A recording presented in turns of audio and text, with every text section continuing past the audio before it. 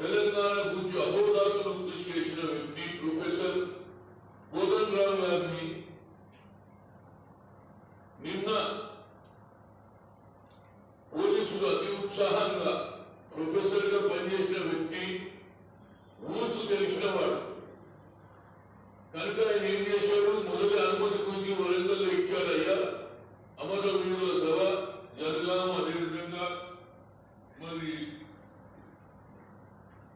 రెండు దగ్గర మేము మీటింగ్ పెట్టుకుంటామని వరంగల్లో పోయినా ఏది ఈ 5వ తేదీ నాడే ఇచ్చారు.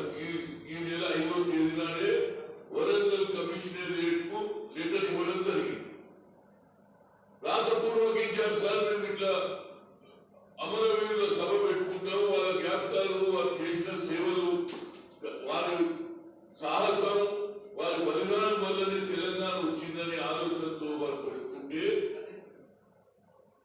మీకు ఆ ప్రాంతానికి పోవాలని బయలుదేరితే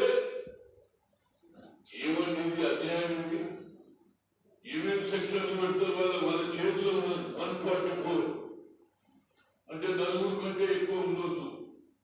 అదేవిధంగా 30 సెక్షన్ 30 ఊరేగింపులు, బహిరంగ సభలు సెక్షన్ 30 విధిస్తే నియంత్రణ చేయవచ్చు. శాంతి భద్రతలకు ఎవరైనా ప్రధానం కలిగిస్తారని అనుమతిస్తే సెక్షన్ 30 అదేవిధంగా ఈ 2 సెక్షన్లు అడ్డం పెట్టుకుని న్యాయం కోసం కలుసుకోవడానికి, మాట్లాడుకోవడానికి అవకాశాలు నిరాకరిస్తున్నారు. ఇక అన్నిటికంటే ముఖ్యంగా ఏంటంటే 150 ప్రవేశం